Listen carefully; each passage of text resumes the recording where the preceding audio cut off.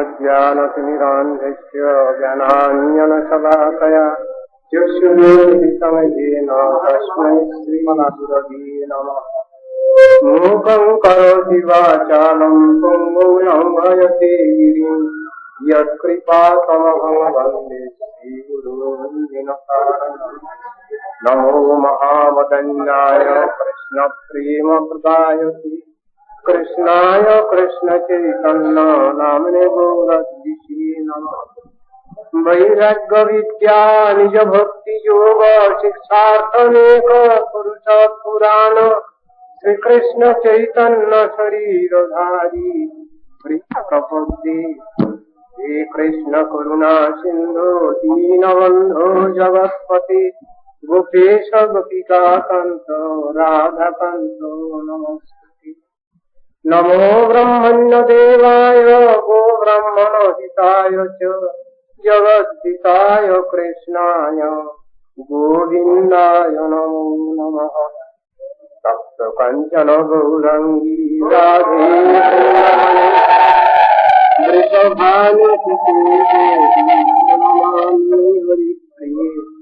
वृंदायै तुलसीदेव्यै प्रियायै केशवस्य च कृष्ण भक्ति प्रदे देवी शुद्धवत्यै नमो नमः। नारायणं नमस्कृत्य नरं चैव नरोत्तमं देवीं सरस्वतीं व्यासं ततो जयमुदीरये। करुणानिदानं तमालवर्णं सुहितावतारम् अपार संसार समुद्र सेतुं भजामहे भागवतस्वरूपम्। वंशाकल्पतरुभ्यश्च कृपा सिन्धुभ्यैव च पतितानां पावनेभ्यो वैष्णवेभ्यो नमो नमः। हरे कृष्ण कृष्ण कृष्ण हरे हरे हरे राम राम राम हरे हरे। অধিক পুণ্য ফল প্রাপ্তি নাই নিশ্চয়ই জানবেন। যে মানব স্নানাদ্র মঞ্চস্থ জগন্নাথ দেবকে সন্দর্শন করতে পারেন তার চিত্ত প্রগাঢ় আনন্দ রসে আর্দ্র হয়ে থাকে এবং তিনি কোন রূপে পাপে লিপ্ত হন না। হে মুনিগণ, আমি স্নানযাত্রা দর্শনে যে প্রকার পুণ্যের কথা বললাম, ভগবানকে কেবল মঞ্চস্থিত দর্শন করলেও মানব তৎসঙ্গ পুণ্যই প্রাপ্ত হন। দ্বিজগণ, একমাত্র ভগবান জগন্নাথ শ্রীহরি ত্রিধামূর্তিতে নীলাচলে বিরাজ করছেন। এই জন্য কি জগন্নাথ দেব, কি বলদেব ও কি সুভদ্রা দেবী এক মূর্তির স্নান দর্শনেই মানব নিচয় ওই জীব যাবতীয় সুখভোগ ও পরিণামে মুখ্য পদ প্রাপ্ত হন। এই দ্বিজ সত্তমগণ, যে ব্যক্তি স্নানকালে আনন্দে একবারও হে কৃষ্ণ, হে জগন্নাথ, হে শ্রীনাথ, হে রাম, হে সুভদ্রে আপনারা জয়যুক্ত হন এই রূপ বলে সে নিঃসন্দেহ মুক্তি লাভ করতে পারে। ভগবানের উক্ত স্নান কার্যে যে সকল পুরোহিতগণ অথবা অধিবাসী সম্পাদন করা হয়, শ্রদ্ধা ও আনন্দপূর্ণ হৃদয়ে তাঁদিকে প্রত্যেককে পৃথক রূপে দক্ষিণা দান করা উচিত। শ্রদ্ধা সহকারে উপস্থিত অন্যান্য ব্রাহ্মণগণকেও মিষ্টান্ন বস্ত্রালঙ্কার আদি দান করা এবং দরিদ্র অনাদ্যকে যথাসম্ভব মিষ্টান্নাদি দ্বারা সন্তুষ্ট করা একান্ত কর্তব্য। যারা ভগবানের স্নান দর্শনার্থ তথায় গমন করেন তারা নিশ্চয়ই জীবন মুক্ত হন। এই জন্য ভগবান শ্রীহরির প্রত্যর্থ তাহাদিয়াকে যথাশক্তি সম্মান প্রদর্শন করা উচিত। কি স্ত্রী কি পুরুষ, যে ব্যক্তি ভদ্রাসন স্থিত হয়ে ভগবানের স্নান বিশিষ্ট জল গ্রহণ করেন, আপনাদিগের নিকট তার পুণ্যের কথা আর কি বলবো, শুনুন। যে ব্যক্তি চিররোগী হলেও আরোগ্য লাভ করতে ধন্য হবেন এবং তিনি অপমৃত্যুকেও জয় করবেন, সন্দেহ নাই। অপুত্রা মৃতবৎসা বন্ধারমণীয় তৎকার্য ফলে পুত্র লাভ করবেন। নির্ধন ব্যক্তিও ধনবান এবং সর্বলোকের প্রিয় হবেন। গর্ভবতী রমণী যদি স্নান বিশিষ্ট জল গ্রহণ করেন তাহলেও অবশ্যই সে দীর্ঘায়ু ও মহা গুণশালী পুত্র লাভ করবেন। গঙ্গাদি সমুদয় তীর্থস্থানের ফল তিনি প্রাপ্ত হবেন। কুষ্ঠরোগীও যদি ভগবানের স্নানাবশিষ্ট জলে সর্বাঙ্গ সিদ্ধ করে তাহলেও তাহার সমস্ত রোগ বিনষ্ট হবে। সে নিশ্চয়ই বাগ্মী এবং অশেষ শাস্ত্রে পারদর্শী হবে। এই বিপ্রবণ ফলত ভগবানের স্নানাবশেষ জল অপেক্ষা সুরতরঙ্গিনীর পবিত্র শরীর অধিক পবিত্র বলে কীর্তিত হয়নি। মানব ঐহিক পার্থিক যে কোনো বিষয় মনে মনে অভিলাষ করেন, বিষ্ণুর স্নানাবশিষ্ট জল স্নানাবিষ্ট জল গ্রহণ করলে তৎ সমস্তই লাভ করতে পারেন। এই জন্য মনীষীগণ বলেছেন, ধর্মাত্মা ব্যক্তি উক্ত কার্যজনিত পুণ্য এবং স্নান দর্শনজনিত পুণ্য লাভ করে থাকেন, কদাচ অধার্মিকের অদৃষ্টে তাহা কখনোই ঘটিবার নহে। ব্রাহ্মণ স্নানযাত্রা বিধি কীর্তন নাম 31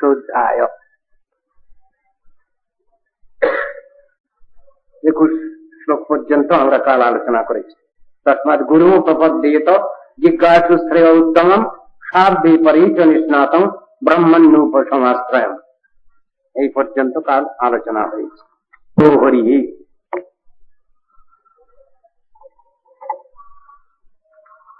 পূর্বে প্রশ্ন ছিল, যে প্রশ্ন সেই প্রশ্নেরই উত্তর এখানে দিয়ে যাচ্ছেন এবং সংক্ষিপ্তভাবে সেটা বলছেন। ভাগবতান ধর্মান শিক্ষিত গুরুবাত্মদৈবত। ভাগবত ধর্ম সম্বন্ধে শিক্ষা লাভ করতে হবে। গুরুবাত্মদৈবত, সদ্গুরুর নির্দেশ উপদেশানুসারে সেই সনাতন ধর্ম অনুশীলন ও অভ্যাস করতে হবে। গুরুদেবকে নিজের হিতকারী বান্ধব জানতে হবে। পরমারাধ্য শ্রীহরি স্বরূপ জেনে নিরন্তর নিষ্কপট ভাবে তার অনুগমন পূর্বক যে সকল ধর্মের অনুষ্ঠানে আত্মপ্রদ শ্রীহরি পরিতুষ্ট হন, সেই সকল আলোচনা করতে হবে। শাস্ত্র বলছেন, যদি আমরা সত্যই সত্য দর্শন যদি জানতে চাই, বুঝতে চাই, তাহলে সেখানে শাস্ত্রীয় নির্দেশই মানতে হবে। শাস্ত্রে যেরূপ নির্দেশ আছে সেই অনুসারেই আমাদের চলতে হবে। আমরা নিজেরা কিছু শাস্ত্র গ্রন্থাদি পাঠ করে তার তত্ত্ব সিদ্ধান্ত বুঝে উঠতে পারি না। তাই সেখানে বলছেন, গুরু বৈষ্ণব মুখে শাস্ত্র আলোচনা শ্রবণ করতে হবে এবং তারপর কীর্তন করতে হবে, এই কথা বলা আছে।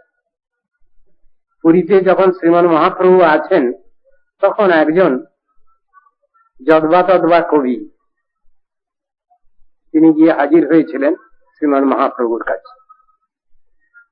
তিনি তার কিছু লেখা কবিতা মহাপ্রভুকে শোনালেন। সমুদ্র তরঙ্গ উপদেশ করছে। শাস্ত্র, গীতা ভাগবত আদি শাস্ত্র নিজে নিজে পড়লে হবে না, তার থেকে তত্ত্ব সিদ্ধান্ত রূপ রত্ন আহরণ করা চলবে না, সম্ভব নয়। তাই বলছেন, গুরু বৈষ্ণবের আনুগত্যেই শাস্ত্রগ্রন্থ অনুশীলন বা আলোচনা করতে হবে। এবং সেইটি আবার বিশেষ করে বলছেন, মহাপ্রভুর একান্ত অনুগত ভক্ত যারা আছেন তাদের কাছেই সেটা শুনতে হবে, এ কথাও বলছেন। চৈতন্য মহাপ্রভুর আনুগত্য স্বীকার করো, তার ভক্তের সঙ্গ করো, তাহলে তুমি বুঝতে পারবে শাস্ত্র তত্ত্ব সিদ্ধান্ত ঠিক ঠিক। কেননা চৈতন্য মহাপ্রভু নিজেই প্রমাণ শিরোমণি এই শ্রীমদ ভাগবতকেই শ্রেষ্ঠ আলোচ্য গ্রন্থ বলে স্বীকার করেছেন। কেন? এই শ্রীমদ ভাগবতী কৃষ্ণদ্বৈপায়ন বেদব্যাসের যাবতীয় জ্ঞান ভাণ্ডার তিনি এখানে উজাড় করে দিয়েছেন। সেই কৃষ্ণদ্বৈপায়ন বেদব্যাস তিনি বেদ বিভাগ করেছেন। আগে সত্য যুগে বেদ এক বেদ ছিল, ত্রেতা যুগে বেদ বিভাগ হয়েছে। ঋক্সাম যুগী অথর্ব বেদ তিনি বিভাগ করলেন কৃষ্ণদ্বৈপায়ন বেদব্যাস। ত্রেতা যুগেই বর্ণ বিভাগ হয়েছে, সত্য যুগে ছিল না ওটা। পরে সাধারণ মানুষের বোধগম্য হবে না সেই মনে করে তিনি আবার ব্যাখ্যা করেছেন, বেদের ব্যাখ্যা করেছেন উপনিষদ, উপনিষদের ব্যাখ্যা করেছেন মহাভারত, তার ব্যাখ্যা করেছেন বেদান্ত সূত্র, তার ব্যাখ্যা করেছেন পুরাণাদি। ঠিক এইভাবে ব্যাখ্যা দিয়ে গেছেন সেই তত্ত্বকে বুঝাবার জন্য। তিনি আবার শেষকালে তত্ত্ব দর্শন যেন বুঝতে পারছেন না। সাত্বিক, রাজসিক, তামসিক ত্রিবিধ অধিকারীর জন্য ত্রিবিধ শাস্ত্র রচনা করলেন কৃষ্ণদ্বৈপায়ন বেদব্যাস। যার যেমন অধিকার সেই অধিকার নিয়ে তোমরা আলোচনা করো। কিন্তু সাত্বিক, রাজসিক, তামসিক ত্রিবিধ অধিকারীরই পক্ষে চরম কথাও বলা আছে শাস্ত্রে। আমাদের অনেকের বুঝতে ভুল হয়। শাস্ত্রের মধ্যে তামসিক, রাজসিক, তামসিক ব্যক্তিগণের জন্য দেবতান্তরের উপাসনার কথাও লেখা আছে, কিন্তু এগুলো অধিকারী ভেবে যারা ঠিক ঠিক ভাবে ভগবানের সাধন ভজন করতে চান, মুক্তি চান, এমনকি মুক্তি সুখকেও তুচ্ছ মনে করেন, যারা ভক্তি লাভ করতে চাচ্ছেন, যারা প্রেম ভক্তি লাভ করতে চাচ্ছেন, তাদের পক্ষে তো দেবতান্তরের উপাসনায় কোনো কাজ হবে না। সেই কথাই বুঝাচ্ছেন শাস্ত্রে। সেখানে বক্তব্য, শাস্ত্রের বক্তব্য, যার যেমন অধিকার সেই অধিকার নিয়ে তোমরা চলো। কিন্তু সমস্ত গ্রন্থের মধ্যেই লেখা আছে ভগবানই শ্রেষ্ঠ উপাস্য তত্ত্ব, ভগবানই শ্রেষ্ঠ উপাস্য তত্ত্ব, তার আরাধনাই হল শ্রেষ্ঠ। একথা সব শাস্ত্রের মধ্যেই লেখা আছে। এই আমরা কিছুক্ষণ আগে আলোচনা করলাম স্কন্দ পুরাণ। স্কন্দ পুরাণ রাজসিক শাস্ত্র, কিন্তু তার ভিতরে তো ভগবানের মহিমা প্রচুর পরিমাণে আছে। আমরা শাস্ত্রে দেখতে পাই ওই একই কথা। আমরা যে শাস্ত্রেই আলোচনা করি না কেন, তার ভিতরে মূল যে বিষয়বস্তু সেটাকে অস্বীকার করলে হবে না, এবং সেইটা বুঝে নেওয়াটাই বুদ্ধিমত্তা। ঠিক ঠিক বাস্তবভাবে শাস্ত্র আলোচনা তাকেই বলে। একটা শ্লোক ব্যবহার করা হয়, সেটা স্কন্দ পুরাণেই আছে। সে শ্লোকটা আপনারা অনেকেই জানেন। শৈব ব্রাহ্মেষু তদ্গ্রাহ্যম ভগবৎ শাস্ত্র যোগী জন পরম বিষ্ণুরেবৈকং তজ্জ্ঞান মুক্ত সাধকম অন্যথা মোহনায় হি বর্জয়িত্তান বিচক্ষণ। কি মানেটা কি হলো? শিবশাস্ত্র এবং ব্রহ্মশাস্ত্র মানে রাজসিক তামসিক শাস্ত্র যদি তোমরা আলোচনা করো, তার থেকেও সর্বশেষ চরম যে উপদেশ তত্ত্ব দর্শন, সেটা তোমরা নেবে। কিরকম?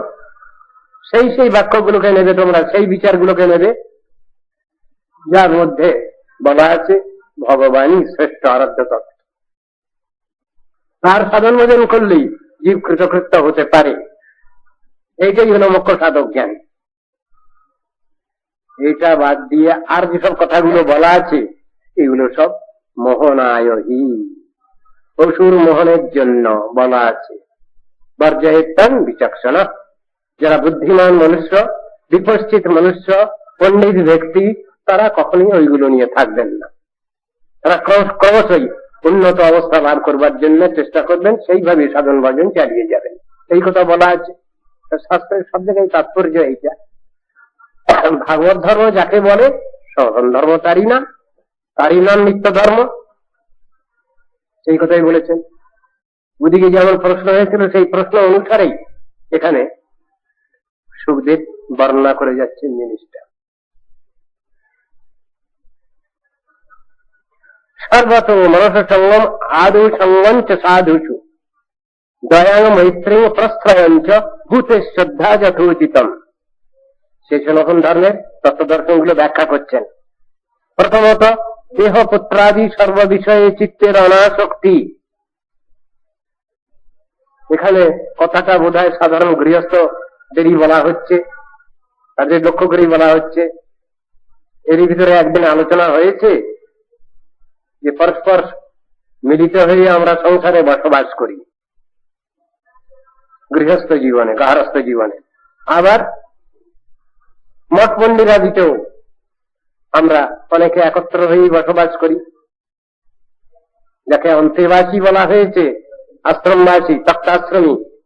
তা সেখানেও তারা একত্র হয়ে বসবাস করেন। উভয় ক্ষেত্রেই ভগবানের নিত্য সেবা পূজা, ভগবত আরাধনা, ভগবানের নাম গুণগান ইত্যাদি সবসময় থাকবে। দুটোই আশ্রম, গৃহস্থ আশ্রম, তক্তাশ্রম। অনেককে বলতে শুনি, আমাদের বলেন, দেখুন মশাই, আমরা গৃহস্থ, আমরা আপনাদের না অত কষ্ট স্বীকার করতে পারবো না। কোথায় লেখা আছে কথা? যদি গার্হস্থ আশ্রম, ব্রহ্মচর্য আশ্রম, গার্হস্থ আশ্রম, বানপ্রস্থ আশ্রম, সন্ন্যাস আশ্রম, চারটেই তো আশ্রম। এখানে আবার কনসেশনের কথা আসছে কেন? যেহেতু আমরা গৃহস্থ, সেই জন্য আমরা এটা পারবো না, আমাদের কিছু কনসেশন দেওয়া হোক, এ কথা আসছে কেন? বহু লোককে বলতে শুনি আমরা, তারা বলেন যে আমাদের জন্য কিছু স্পেশাল ব্যবস্থা থাকা দরকার। স্পেশাল ব্যবস্থা কি ভগবান রেখেছেন গৃহস্থদের জন্য আলাদা? 4 জনের জন্য একই ব্যবস্থা আছে, পৃথক ব্যবস্থা নাই।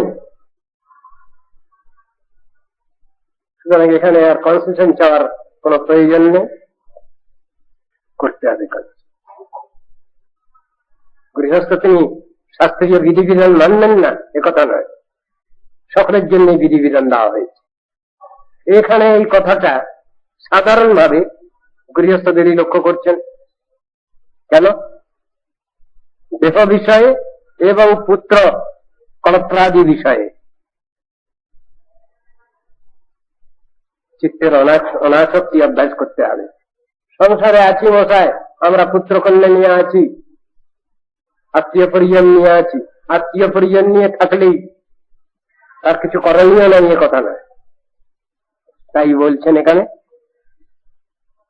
চিত্তের অনাসক্তি অভ্যাস করতে হবে। সংসারে থেকেও সাধুগণের সঙ্গে ওঠা বসা করতে হবে, সব সময় আমার কিছু কল্যাণ হবে সেটা জানতে হবে, বুঝতে হবে, সেই অনুসারে চলতে হবে। 3 প্রাণীগণের প্রতি যথার্থ দয়া, যথার্থ দয়া, কারো প্রতি দয়া, নির্দয়তা আর কারো প্রতি দয়া এ চলবে না। জীব তো সবই, কতগুলো জীবের প্রতি আমি নির্দয় হব আর কতগুলো জীবের প্রতি আমি সদয় হব, হবে না। তা সমানভাবে সেই বাধ্য থাকা চাই। আবার তুল্য ব্যক্তির প্রতি মিত্রতা সে ভাব রাখতে হবে। ঝগড়া বিবাদ বিষমবাদ করে সংসারে সমাজে বাস করা যায় না।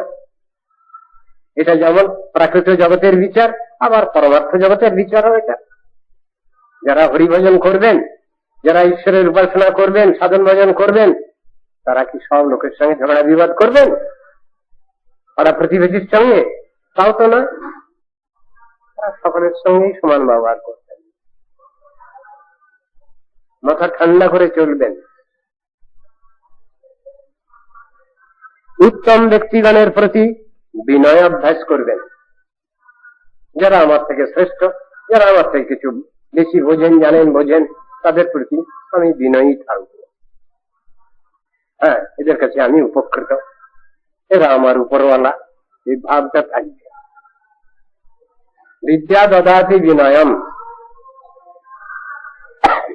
যদি লেখাপড়া ঠিক ভাবে হয় কারো, তাহলে তার বিনয়ের ভাব আসবে, সে কথা বলা আছে।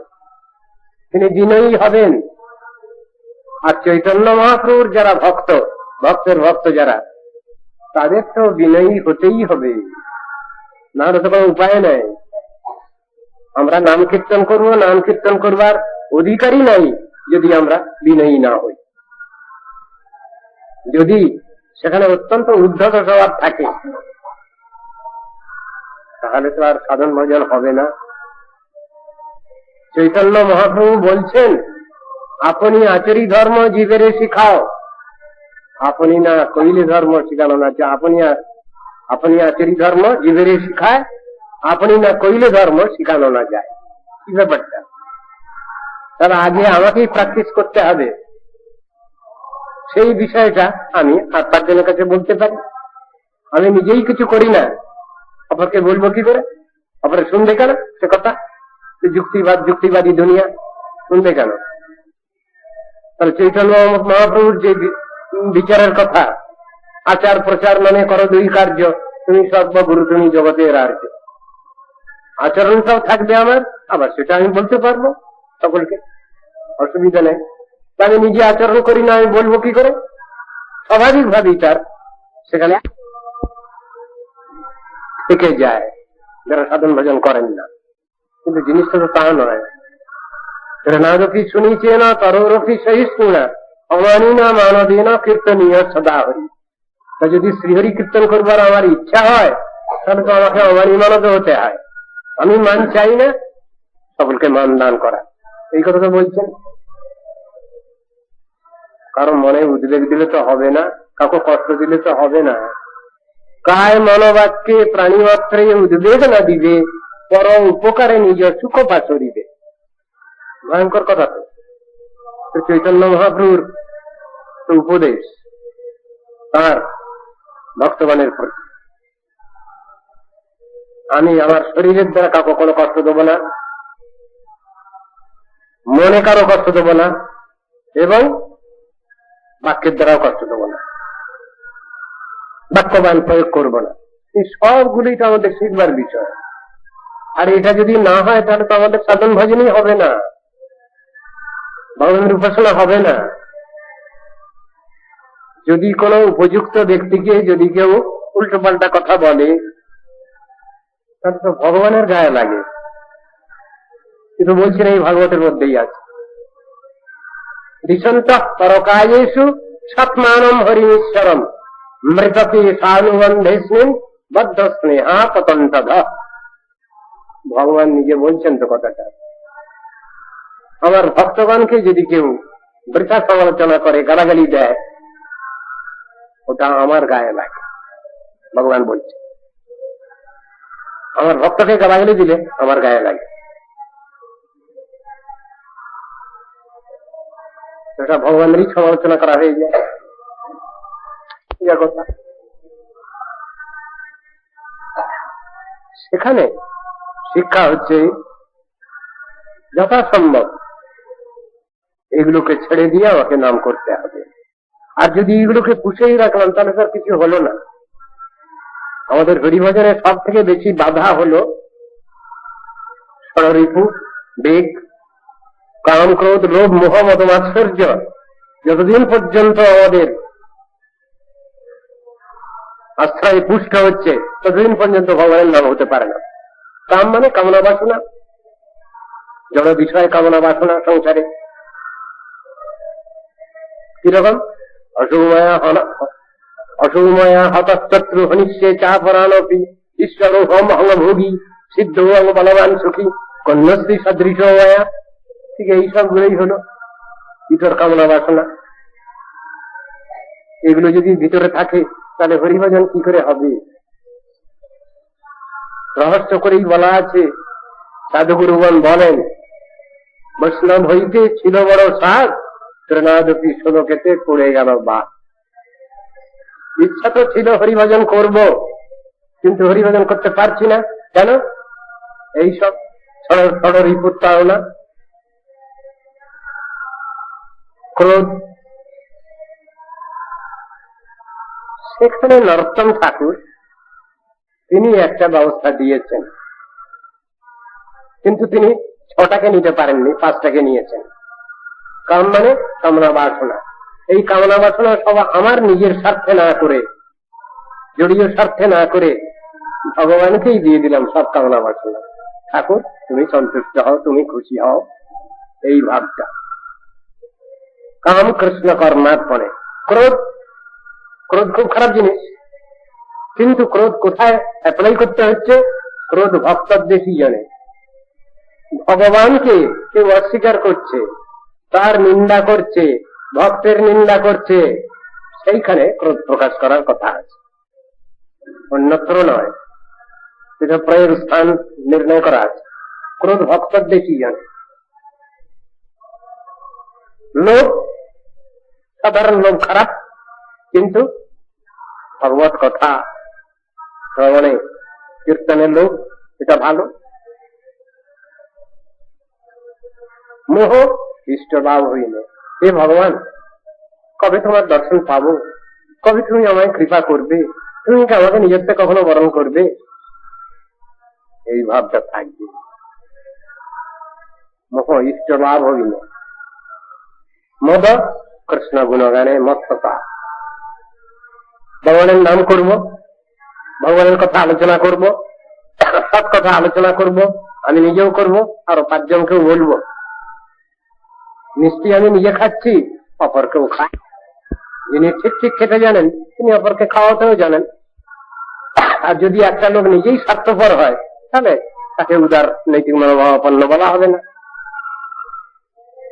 ইনি সকলকে আদর যত্ন করতে জানেন, মানে সকলকে আদর যত্ন যেমন করেন আর তেমনি তাকেও সবাই আদর যত্ন করে।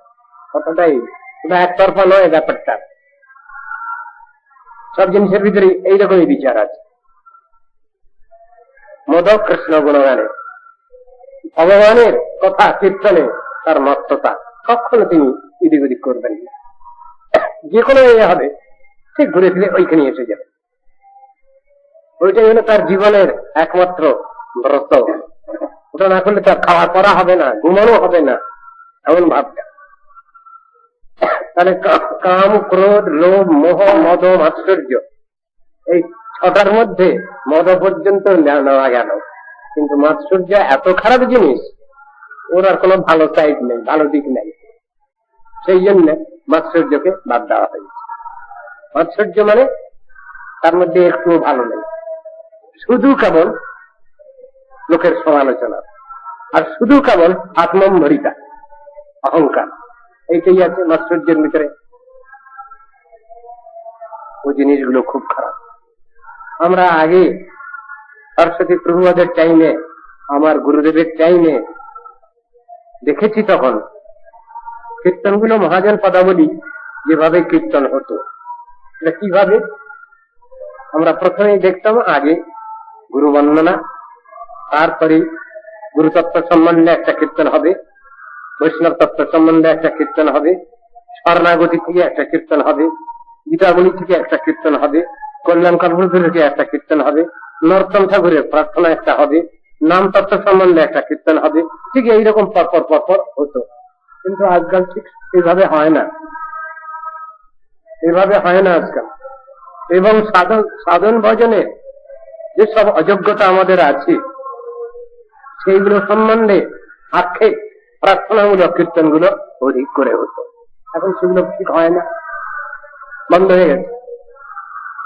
একটা কীর্তন প্রায়ই হতো, মনে পড়ে আমার, আমার জীবন সদা পাপে রত, নাহি পুণ্যের লেশ, পরের উদ্বেগ দিয়াছি যে কত, দিয়াছি জীবের ক্লেশ, নিজ সুখ লাগি পাপে নাহি ডরি, দয়াহীন স্বার্থপর, পর সুখে দুঃখী, সদা মিথ্যা ভাষী, পর দুঃখ সুখকর, অশেষ কামনা হৃদি মাঝে মোর, ক্রোধী দম্ভ পরায়ণ, মদমত্ত সদা বিষয়ে মোহিত, হিংসা গর্ব বিভূষণ, নিদ্রালস্য হত সুকার্যে বিরত, অকার্যে উদ্যোগী আমি, প্রতিষ্ঠা লাগিয়া স্বার্থ আচরণ, লোভ হত সদাকান, যেহেন দুর্জন সজ্জন বর্জিত, অপরাধী নিরন্তর, শুভ কার্য শূন্য, সদা অনর্থ মনা, নানা দুঃখে জড়। বার্ধক্যে এখন উপায়বিহীন, পাপে দিন অকিঞ্চন। তারপর পঞ্চরকে হতো না, ওটা না। বার্ধক্যে এখন বকতি বিনোদ, কান্দিয়া কাতরে না, ওটাও না। যাক, মানে এইভাবে শেষ স্তরটি যেগুলো আছে সেগুলো ভগবানের কাছে নিবেদন করা হচ্ছে। ঠাকুর, তুমি শক্তি দাও, ক্ষমতা দাও, আমি যেন এইসব আমার দোষ ত্রুটি থেকে যেন আমি মুক্ত হতে পারি, আমি যেন খুব সহজ সরল চিত্তে তোমার নাম কীর্তন করতে পারি। এইসব প্রার্থনাগুলো, এইসব কীর্তনগুলো একদম শুনিনি না। কেন? মানে সবাই এখন অধিকারী ব্যক্তি, তো সেই জন্য এইসব কীর্তনগুলোর দরকার হয় না। কীর্তন তো ভক্তিবিনোদ ঠাকুর লিখেছেন। ভক্তিবিনোদ ঠাকুরকে এই দোষে দুষ্ট? আমি জিজ্ঞাসা করি আপনাদের কাছে, আমাদের যিনি উপরওয়ালা গার্জিয়ান, তিনি তো কীর্তনটা লিখেছেন। যেহেতু এই কীর্তনটা তিনি লিখেছেন, তিনি কি এই দোষে দুষ্ট সেই জন্য লিখেছেন এটা?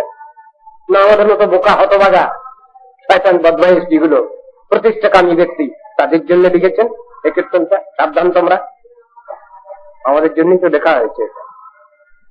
তিনি তো দৈন্য করে লিখে গেছেন। কি দরকার পড়েছিল কবিরাজ গোস্বামীর? পরিচয়ের কীট হইতে মহিষে লভিষ্ট, জগাই মাদাই হইতে মহিষে পাপিষ্ট, মোর নাম লয় যেই তার পুণ্য ক্ষয়, মোর নাম শুনে যেই তার পাপ হয়, এমন নির্ঘৃণ্য মরে কেবা দয়া করে, এক নিত্যানন্দ বিনা জগত মাঝারে। এই কথা তার কি বলার দরকার হয়েছিল? এই কথা কবিরাজ গোস্বামীর বলার কি প্রয়োজন হয়েছিল? এটা তাদের দৈন্য, ভক্তের দৈন্য তার ভূষণ, তার অলঙ্কার, তার জীবনের ভূষণ, ওটা তো থাকবেই। কিন্তু আমি কি সেই বলে তাকে ওই বলে ভাববো তিনি ওই রকম? তারা তো আমাদের গুরুবর্গ, উপরওয়ালা। আমাদের ভিতরে যেন ওই রকম দৈন্যভাব আছে, আমাদের ভিতরে যেন অহংকার কখনোই না আসে, আমরা যেন সকলেই যার যেমন সম্মান সেরকম সম্মান দিয়ে চলতে পারি। এইটাই তো বৈষ্ণবতা, এইটাই তো ভক্তত্ব। ভগবান তো এতেই খুশি হন। রামদিককে কোনদিন দয়া করেন? অত্যন্ত গর্বিত অহংকারী যে, তাকে দয়া করেন। ঈর্ষা হিংসা মাৎসর্য পরায়ণ ব্যক্তিকে ভগবান কখনো কৃপা করেন? কোনদিনই না। এগুলো তো নিষেধ করেছেন, শাস্ত্রেই নিষেধ করা আছে। রূপ গোস্বামীর যে উপদেশামৃত একটু ভালোভাবে আলোচনা করলেই তো হয়, প্রত্যেক দিন কিছু কিছু করে আলোচনা করলেও তো হয়। তাহলে তো আমাদের অহংকার কমে যায়। কেন আমরা অহংকারী হই? কেন আমরা সাধারণ এইভাবে ঝগড়া বিবাদ বিষমভাবে প্রবৃত্ত হই? সব জিনিসগুলো আমাদের শিক্ষার বিষয়। এইখানে বলছেন কার প্রতি কিরকম ব্যবহার করতে হবে। তাই বললেন, দেহ পুত্রাদি বিষয়ে চিত্তের অনাসক্তি অভ্যাস করবে, সাধুগণের সঙ্গ, হীন প্রাণীগণের প্রতি যথার্থ দয়া, তুল্য ব্যক্তির প্রতি মিত্রতা এবং উত্তম ব্যক্তিগণের প্রতি বিনয় অভ্যাস করবে। তাহলে তোমার কল্যাণ হবে, তুমি ভগবানকে ডাকতে পারবে, সে অধিকার তোমার আসবে। সনাতন ধর্মের কথা এগুলো। যদি এগুলো অভ্যাস না করি তাহলে নাম করা হবে না। এই কথাই বলছেন। শৌচং তপস্থিতিক সঞ্চ মৌনং সাধ্যায় আর্জবম ব্রহ্মচর্য অহিংসঞ্চ সমত্তং দ্বন্দ্ব সঙ্গয়ু। অনন্তর শৌচ, তপ, ক্ষমা, মৌন, বেদ পাঠাদি সাধ্যায়, সরলতা, ব্রহ্মচর্য, অহিংসা এবং শীতোষ্ণ সুখ দুঃখাদি বিষয়ে হর্ষ বিষাদ শূন্যতা শিক্ষা করবেন। সকলের পক্ষে বলা হচ্ছে এটা, এটা গৃহীর পক্ষে বলা হচ্ছে, ত্যাগীর পক্ষে বলা হচ্ছে না, সকলের পক্ষেই বলা হচ্ছে। শ্রদ্ধাং ভাগবতী শাস্ত্রে অন্যত্র চাপি মনোবাদ কর্মদণ্ডঞ্চ সত্যং সমদমাবতী। ভগবত বিষয়ক শাস্ত্রের শ্রদ্ধা। শাস্ত্র মানে শাস্ত্রেই বলা আছে, শাস্ত্র মানে শাসন বাক্য। কার শাসন বাক্য? শ্রী ভগবানের শাসন বাক্য। যদি যেটি স্বয়ং ভয়ম মৃত্যু যার ভয়ে ভীত, সেই ভগবানের শাসন বাণী। তার নাম শাস্ত্র। আমরা কিভাবে চলবো, কিভাবে সাধন ভজন পথে অগ্রসর হব, সবগুলো বলা আছে। সাধন ভজন করতে গেলে কি কি বাধা বিপত্তি আছে আমাদের, সেটা সম্বন্ধে সাবধান হতে হবে, সেগুলো সম্বন্ধে সাবধান করা হয়েছে এখানে। তাই বলছেন ভগবত বিষয়ে শাস্ত্র, ভগবত বিষয়ের যে কথা, তার নাম রূপ গুণ লীলা ইত্যাদি যে শাস্ত্রে বর্ণিত হয়েছে, সেই শাস্ত্রের প্রতি শ্রদ্ধা রাখতে হবে। ওই বললে হবে না, আরে ও তো মানুষে লিখেছে। যারা বলছেন এই কথা তারা মানুষের লেখা ছাড়া অন্য কিছু মানেন তো? জিজ্ঞাসা করি আমরা। যারা বলছেন শাস্ত্র তো মানুষের লেখা, যারা এই কথা বলছেন তারা মানুষের লেখা ছাড়া অন্য কিছু লেখা পেয়েছেন কিনা, সেটা মানেন কিনা?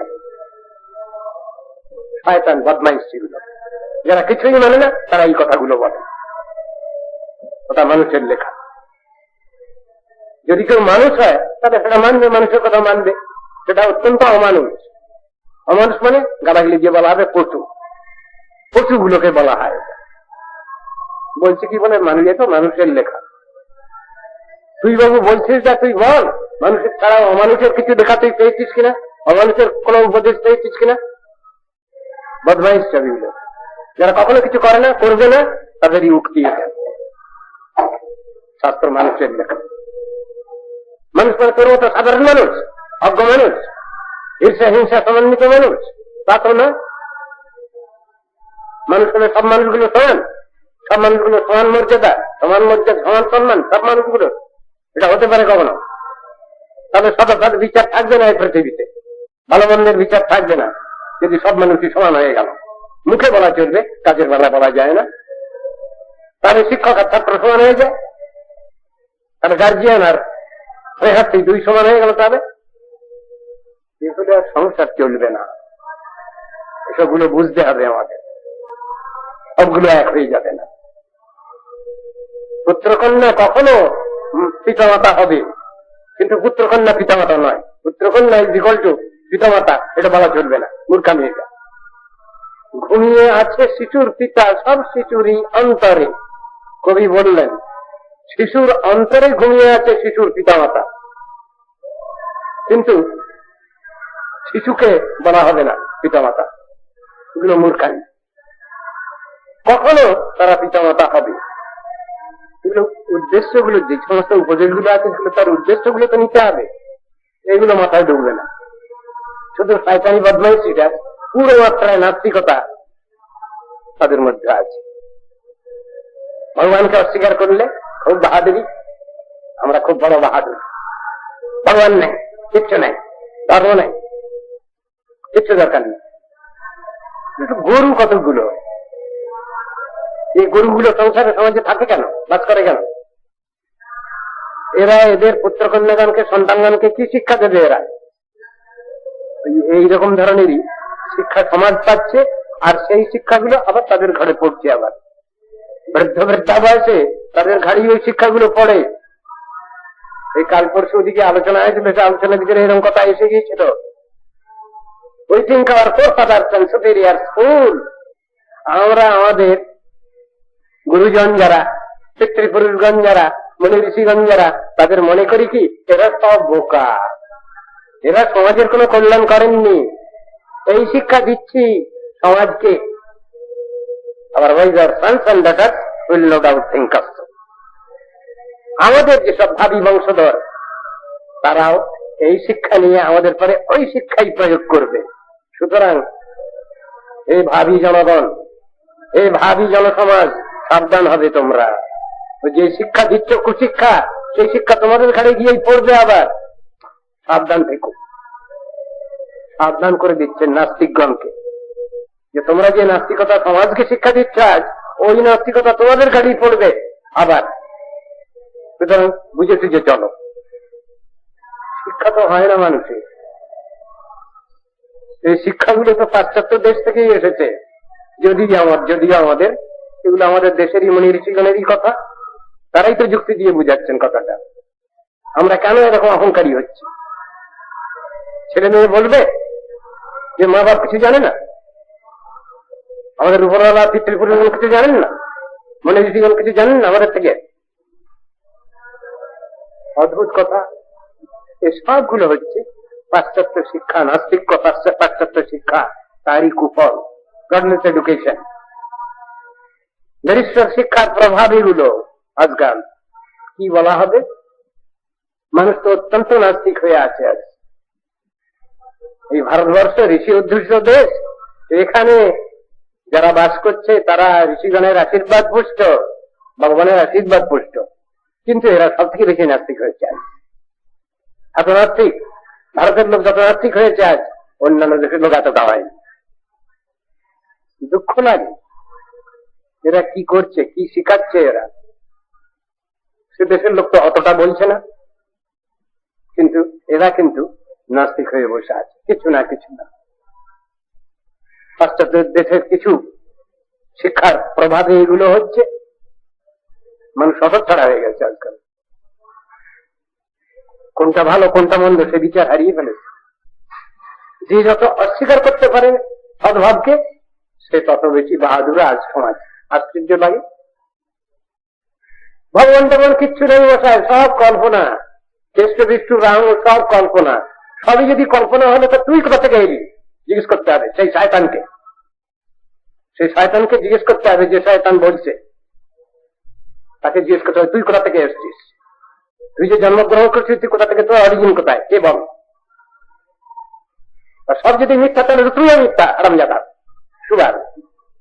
যদি সব মিথ্যা তো তুইও মিথ্যা, তো তুই এবার সত্য কবে হলি এবার? আশ্চর্য। এই হলো সমাজ, এই হলো সংসার, এইসব বিচার চলছে আজ। আর গোটা দুনিয়াটাকে সস্তার রাজনীতি সব গিলে ফেলেছে, গ্রাস করেছে সস্তার রাজনীতি। আমাদের কল্যাণ কোথায়?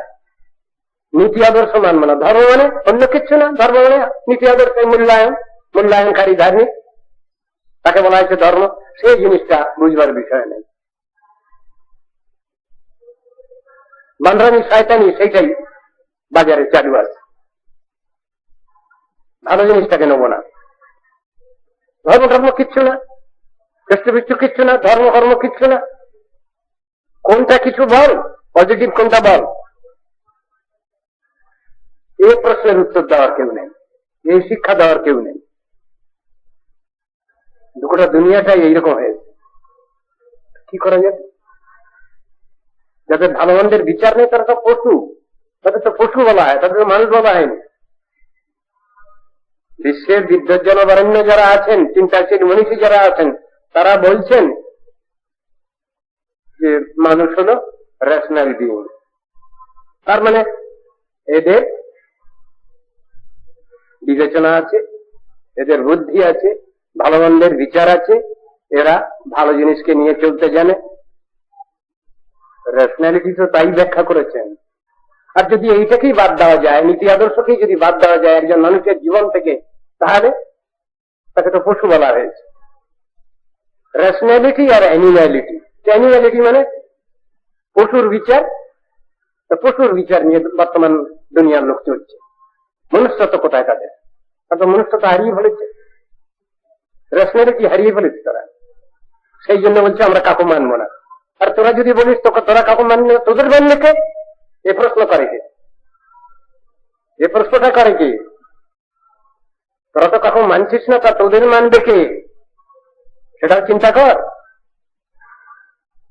শাস্ত্রে ওই জন্য বলা আছে বেদা প্রমাণম স্মৃত প্রমাণম ধর্মার্থ যুক্ত বচনম প্রমাণম।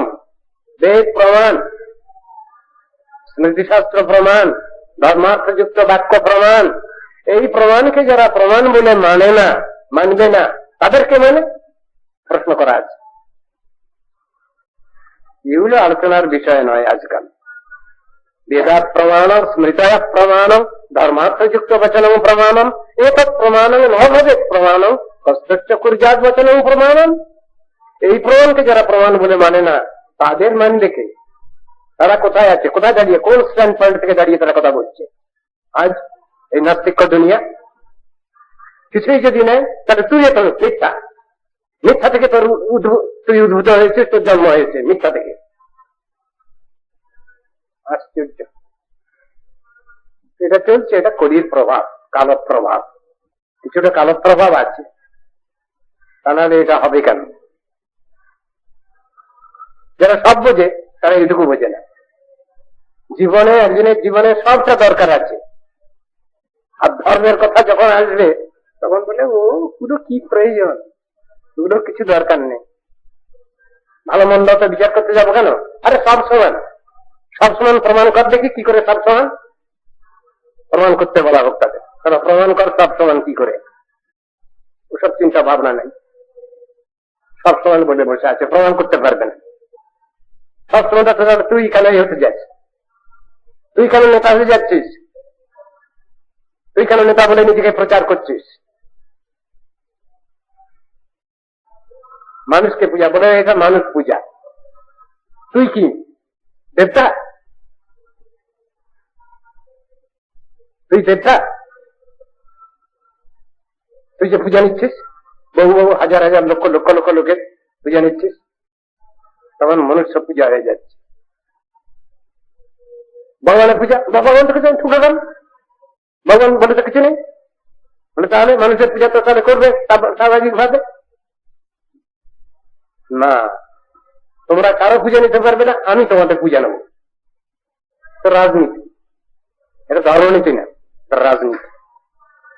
মানুষ আজ এরকম অবুঝ হয়ে গেছে। মানুষের পূজা করিস না, মানুষের পূজা করে তোরা পূজা নিচ্ছিস কেন? তোদের একজনের পূজার জন্য তো লাখ লাখ টাকা খরচ হচ্ছে।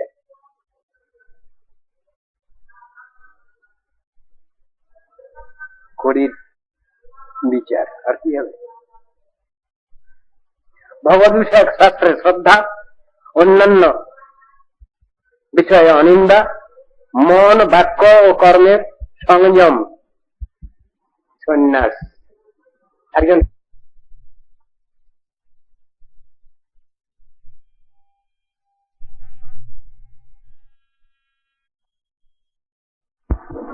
দণ্ড ধারণ সন্ন্যাস গ্রহণ মানে কি? প্রতিজ্ঞা। আমি প্রতিজ্ঞা করে বলছি, ধর্মের সাক্ষী, ধর্মকে সাক্ষী করে বলছি, ভগবানকে সাক্ষী করে বলছি, সদ্গুরুকে সাক্ষী করে বলছি যে আমি কায়মন বাক্যে কাকে উদ্বেগ দেবো না। ওই যা নির্দেশ রয়েছে শাস্ত্রে, কায়মন বাক্যে প্রাণী মাত্রে উদ্বেগ না দিবে, পর উপকারে নিজে সুখবাস দিবে, সেই প্রতিজ্ঞা নিচ্ছে। তাহলে কেন এসবগুলো হচ্ছে আবার? তাহলে আবার এগুলো উল্টো গুলো কেন হচ্ছে? সব জায়গায় লেখা আছে, শ্রীমদ ভগবতে অন্যত্র আছে। এই সংসারে আমরা ভগবানের সেবা কি করে করব, সেবার মাধ্যমটা কি, কি করে আমরা সেবা করতে পারি, শাস্ত্র বলে দিলেন, এ তাবৎ জন্ম সাফল্যম দেখি না ইহ দেহিষু প্রাণৈর অর্থৈর ধিয়া বাচা শ্রেয়াচরণং সদা। আমি শ্রেয় আচরণ করবো, আত্মকল্যাণ চিন্তা করব, কিভাবে? আমার মাধ্যম চারটে পড়ে আছে এখানে। কি? এইটাই দেহধারী মানুষের জীবনের সফলতা। কি? এই তাবৎ জন্ম সাফল্যম দেখি না ইহ দেহিষু প্রাণের অর্থই ধিয়া বাচা। প্রাণ, অর্থ, বুদ্ধি, বাক্যের দ্বারা আমি সেবা করব সর্বতোভাবে। এই তো সেবার মাধ্যম। সব থেকে স্থূল বস্তু হলো অর্থ। অনেক কষ্টে উপার্জন করতে হয়, অর্থ রোজগার করতে কষ্ট, সংরক্ষণ করতে কষ্ট, খরচ করতেও কষ্ট। এই অর্থ হলো স্থূল বস্তু, এই দিয়ে প্রথম সেবা। যার অর্থ নেই তিনি হরিজন করতে পারবেন না, তিনি সেবা করতে পারবেন না, পারবেন। আর বাকি তিনটে পড়ে আছে তো। আমার অর্থ নেই, কিন্তু আমি বুদ্ধি দিয়ে সেবা করতে পারি, আমি বাক্য দিয়ে সেবা করতে পারি। সব থেকে বড় এটা হলো আত্মসমর্পণ। এই জিনিসটাকে বলছেন প্রাণ দিয়ে সেবা, পূর্ণ আত্মসমর্পণ, পূর্ণ শরণাগতি। এটা হলো সব থেকে বড় সেবা। এটা যদি থাকে আমাদের, কোনো অসুবিধা নেই, কিছু কোনো অসুবিধা নেই। এটা হলো সব থেকে বড় সেবার মাধ্যম, পূর্ণ আত্মসমর্পণ। প্রাণ, অর্থ, বুদ্ধি, বাক্যের মধ্যে প্রাণ দিয়ে সেবা, এটাই হলো পূর্ণ আত্মসমর্পণ। আর এই আত্মসমর্পণই তো শিক্ষা দিয়েছেন গীতা ভাগবতে। এই আত্মসমর্পণই চরম শিক্ষার বিষয় গীতা ভাগবতে। যত উপদেশ করেছেন কৃষ্ণ, কোন উপদেশই বুঝতে পারেননি অর্জুন। অর্জুন বুঝতে পারবেন না কেন? অর্জুন বুঝে বসে আছেন, কিন্তু আমাদের মতো বোকা হতভাগা লোকগুলোর জন্য তিনি শিক্ষা দিচ্ছেন। আমি বুঝতে পারছি না, আমি বুঝতে পারছি না। যেই বলে ফেলবেন যে হ্যাঁ আমি বুঝে গেছি, বাস কৃষ্ণ উপদেশ বন্ধ করে দিলেন, আর বলবেন না। সেজন্য পাছে উপদেশ বন্ধ না হয় তার, সেই জন্য তিনি না আমি বুঝতে পারছি না ঠাকুর, না আমি বুঝতে পারছি না, ওই বলে যাচ্ছেন। সকলের শেষে বললেন তো এত কথা বললাম তুমি কিছু বুঝলে না, বাদ দেবো। বলে হ্যাঁ তুমি বুঝতে পারলে না, আর কি করবে? কারণ আমার শেষ কথা শোনো, চরম কথা শোনো, আমি এখন চলে যাব, সময় হয়ে গেছে। কৃষ্ণ এসেছেন এখানে কি জন্যে? গীতার মধ্যে বলা আছে পরিত্রাণায় সাধূনাম বিনাশায় দুষ্কৃতাম ধর্ম সংস্থাপনার্থায় সম্ভবামি যুগে যুগে, তিনি নিজেই বলে যাচ্ছেন। ও সবগুলো হয়ে গেছে কাজ। দেবতাগণ এসে কৃষ্ণকে বলছেন ঠাকুর তোমাকে তো অনেক কষ্ট দিয়েছি, তোমার সেখান থেকে সিংহাসন লড়িয়ে এখানে আনিয়েছি আমরা, তোমার আমাদের প্রতি দয়া করে তুমি এখানে এসেছো, তা ভূভার হরণ হয়ে গেছে, তোমার ধর্ম সংরক্ষণ হয়ে গেছে, সাধুগণকে তুমি রক্ষা করছো, সবই। এখন তুমি তোমার নিজের শতানে বৈকুণ্ঠে ফিরে যেতে পারো। দেবতাগণ বলছেন। কৃষ্ণ তখন বলছেন না হে না, একটু কাজ বাকি আছে আমার। তোমরা বললে কি হবে, আমার একটু কাজ বাকি আছে। কি কাজ বাকি আছে তোমার? আমাকে আশ্রয় করে এই যাদব কুল অত্যন্ত দুর্ধর্ষ হয়েছে, এদের দেমাগ অহংকার আমাকে কমিয়ে দিয়ে যেতে হবে। বলে এইটুকু কাজ আমার বাকি আছে। সাপের ন্যাজে বিষ, তো ওই একটু থেকে গেছে, এইটুকু শেষ করে তখন আমি যাব। তা করলেন তিনি, যিনি সমুদ্রের বেলাভূমি রক্ষার মতো সবসময় সবকিছু রক্ষা করে গেছেন, শেষকালে সেই ভগবান একবারে পরম অনাসক্ত, কিচ্ছু দেখতেন না, নিউট্রাল। ভগবান যদি নিরপেক্ষ হন, সাধুগুরু বৈষ্ণব যদি নিরপেক্ষ হন, তাহলে জগৎজীবের বাঁচবার কোন সম্ভাবনা নাই। তারা যদি হাত গুটিয়ে বসে থাকেন, ভগবান বলছেন আমি আর কোনো ব্যবস্থা নেব না। এই যে দেখুন, এই বৃষ্ণিকুল আমাকে নিয়ে এরা গর্বিত অহংকারী। এখন এদের মধ্যে ভীষণ অহংকার আছে, আমি এই অহংকার এদের কমিয়ে দিয়ে যাব, এইটা আমার শেষ কাজ বাকি আছে। হয়ে গেছে সব, যে যার কেটে পড়বেন, যাওয়ার সময় হয়েছে, নিজের নিজের স্থানে যাওয়ার সময় হয়ে গেছে। ওগুলো সব করে টরে দিয়ে তার বলে এবার এখন সময় হয়েছে, চলে যাই। আর সেই যাওয়ার সময় প্লেন টেক আপ করছে, আমার ছেলে পেলেরা আজকাল বলছে যে আমরা একটু এরোপ্লেনে চড়বো, আমাদের একটু এরোপ্লেনে চড়াবেন? বলে হ্যাঁ, ওটা তোমাদের যদি বাকি আছে হোক।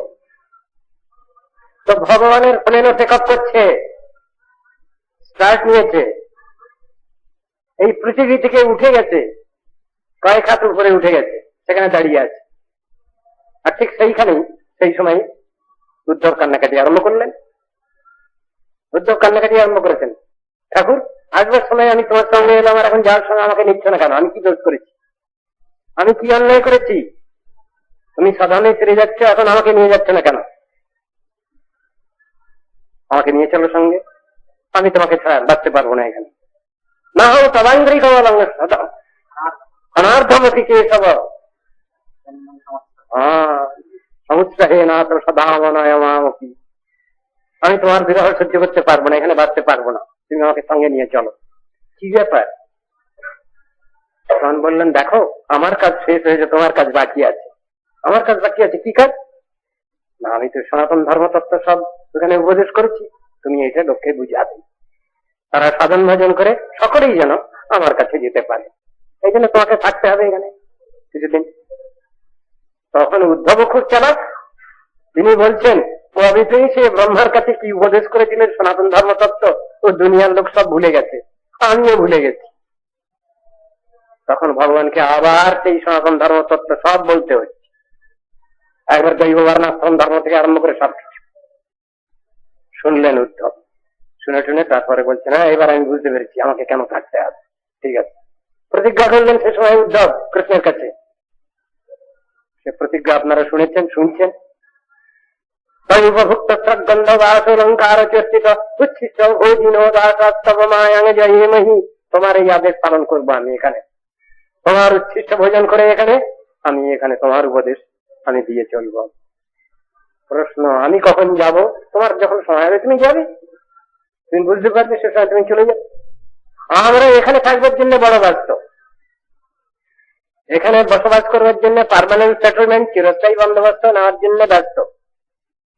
আর উদ্ধব কান্নাকাটি করছেন ভগবানের সঙ্গে যাবেন বলে। ঠিক একই অবস্থায় তো হয়েছিল, ভাগবত পাঠ হচ্ছিল, এখানেও ভাগবত পাঠ হচ্ছে, আরো এক জায়গায় ভাগবত পাঠ হচ্ছিল, সেখানেও ভাগবত পাঠ করছিলেন গোকর্ণ। ভাগবত পাঠের আসর বসেছে, বহু মুনি ঋষি বসে আছেন, গোকর্ণ ভাগবত ব্যাখ্যা করছিলেন। আর ভাগবত পারায়ণ শেষ হয়ে গেছে, সেই সময় বিষ্ণুদূত এসে হাজির হয়েছেন, একখানা প্লেনে এসেছে। একজনের ডাক পড়েছে। ভাগবত বহু সহস্র ব্যক্তি ভাগবত শুনছিলেন, কিন্তু একজনের জন্য ভগবান পাঠিয়েছেন একখানা বিমান।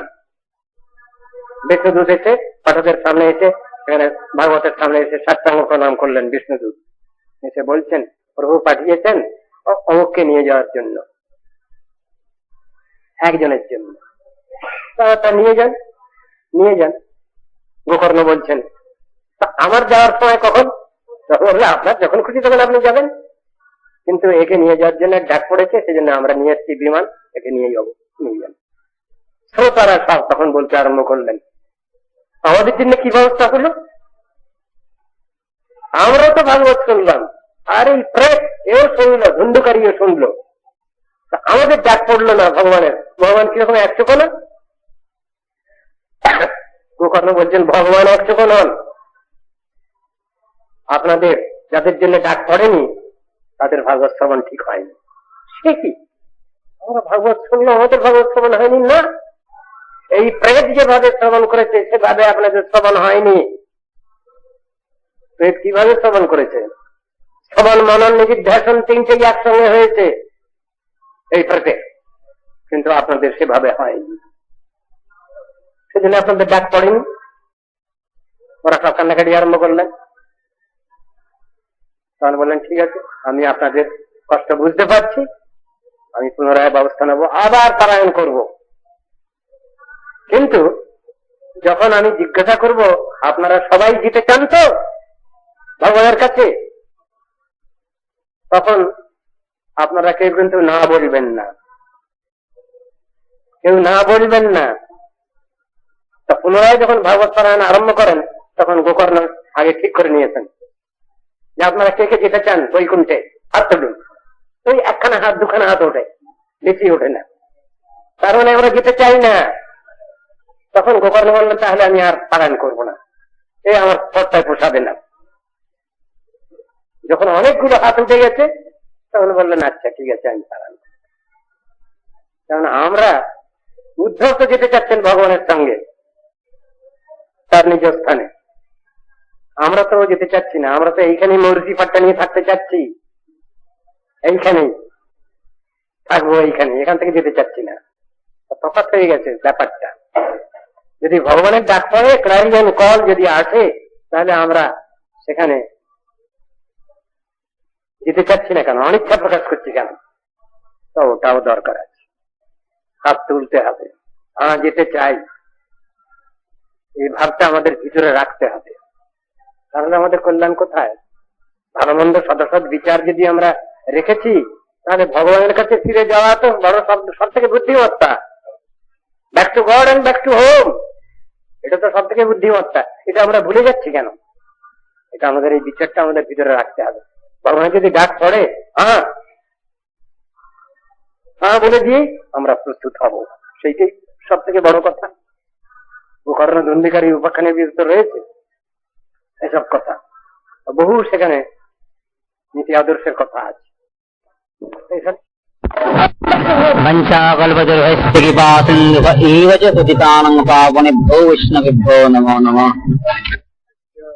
জ্ঞানাঞ্জন শলাকয়া চক্ষুरुन्मीलितं येन तस्मै श्रीगुरवे नमः।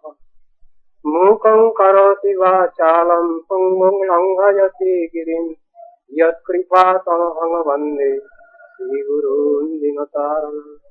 नमो महावदन्याय कृष्णप्रेमप्रदायते कृष्णाय कृष्णचैतन्य नाम्ने गौरतिते नमः। वैराग्य विद्या निज भक्ति योग शिक्षार्थनेक पुरुषार्थान श्री कृष्ण चैतन्य शरीरधारी कृपाम्बुधीर्यस्तमहं प्रपद्ये। हे कृष्ण करुणा सिंधु दीनबन्धो जगत्पते गोपेश गोपिका कांत राधा कांत नमस्ते। नमो ब्रह्मण्य देवाय गो ब्राह्मण हिताय च जगद्धिताय कृष्णाय गोविन्दाय नमो नमः। भक्त कांचन गौरांगी राधे वृंदावनेश्वरी वृषभानुसुते देवी प्रणमामि हरिप्रिये।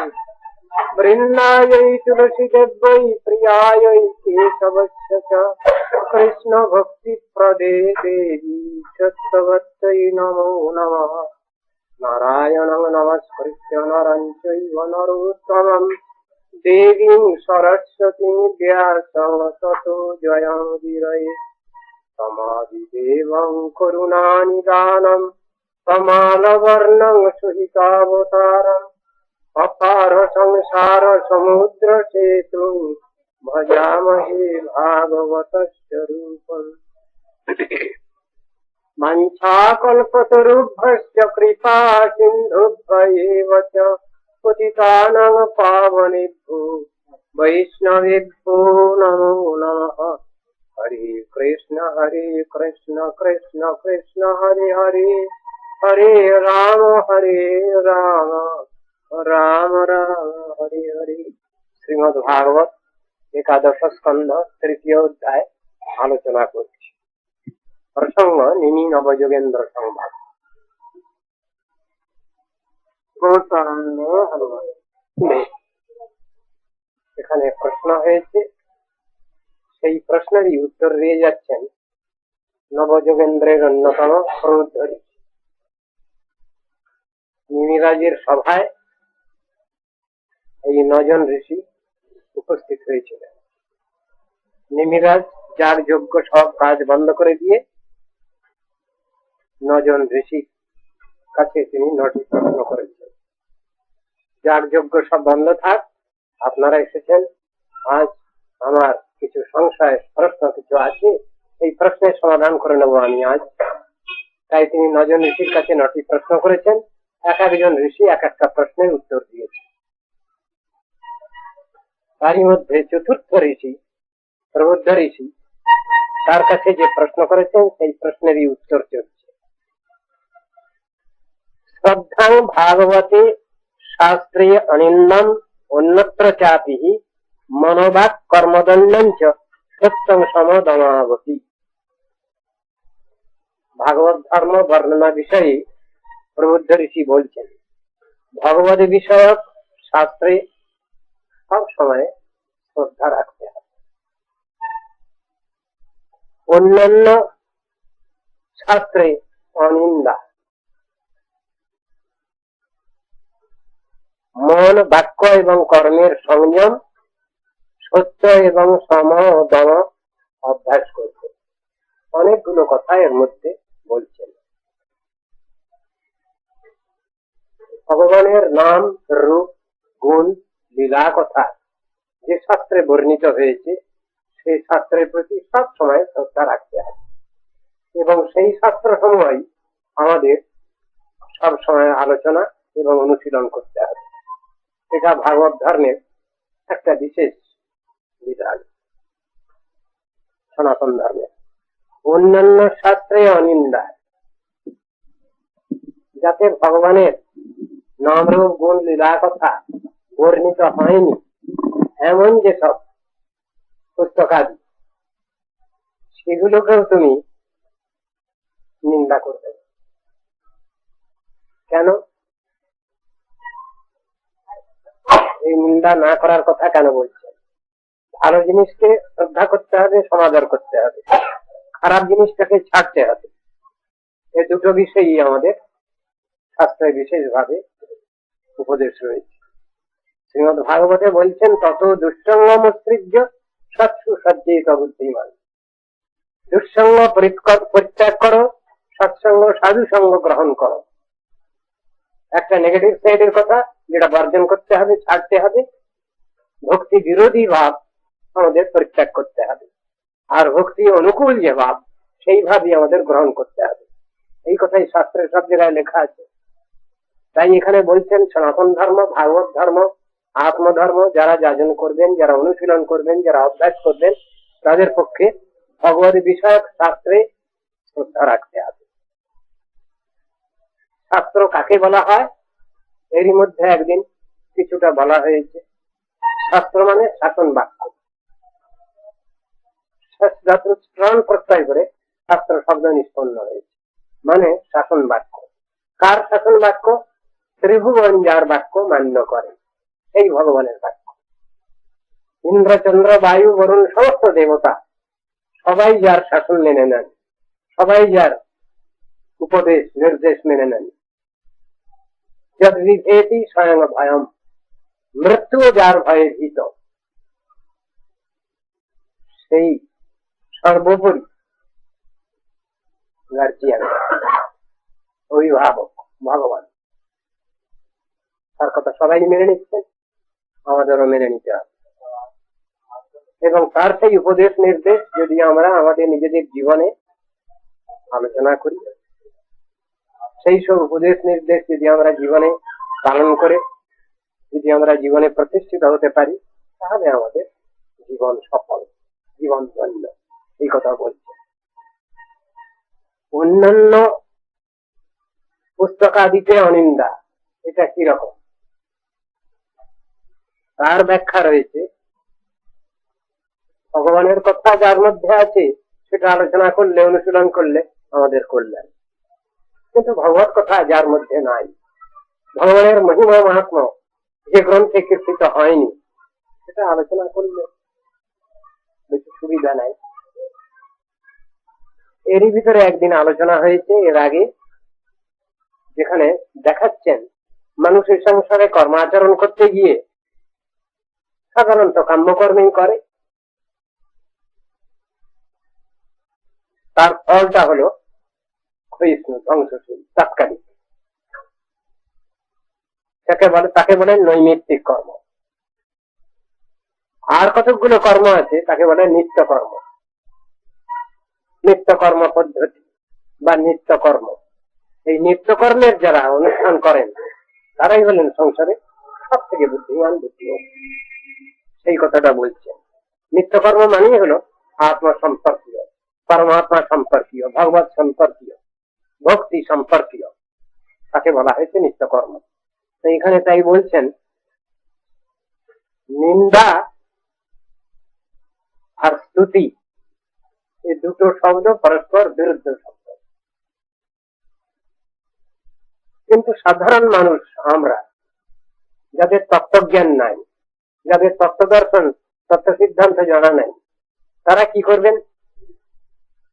ভালোটাও জানি না, খারাপটাও বুঝি না, সেক্ষেত্রে কি করণীয়? সেখানে বলছেন তুমি নিন্দা করো না, তাতে তোমার অনেক ভালো। আর যারা তত্ত্বদর্শী ব্যক্তি তারা শাস্ত্রানুসারেই এটা ভালো, এটা তারা বলবেন, বুঝাবেন, এটা খারাপ, এটা তোমরা ছেড়ে দিয়ে জীবন পথে অগ্রসর হওয়ার চেষ্টা করবে, এসব কথাগুলো বলা আছে। সুতরাং নিন্দা তাকে বলা হবে যেটা গর্হিত কাজ, সেই জিনিসের উপরে নিন্দা শব্দ প্রয়োগ করা। আর শ্রদ্ধা এমন একটা জিনিস, বাস্তব বস্তু ভগবান, বাস্তব বস্তু ভক্ত, বাস্তব বস্তু ভক্তি দেবী মহাদেবী, সেই ক্ষেত্রেতে সেখানে শ্রদ্ধার কথা আছে। সাধারণ ভাবে আমাদের কারো নিন্দা করার নিষেধ আছে শাস্ত্রে। এতে অনেক সময় চিত্তবৃত্তি অনেক সময় কলুষিত হয়, অতাত্ত্বিক ব্যক্তি, কিন্তু তাত্ত্বিক ব্যক্তির হয় না। সেই জন্যই নিন্দাটা বলছেন যে অন্যান্য যে সমস্ত পুস্তকাদি আছে তারও তোমরা এখন নিন্দা করতে যাবে না। কিন্তু তত্ত্বদর্শী ব্যক্তি যিনি, তিনি নিন্দা বন্দনা কোনোটাই করেন না, তিনি যথার্থদর্শী, সেই জন্য যেটা যেখানে প্রয়োজন সেইখানেই সেটা ব্যবহার করেন।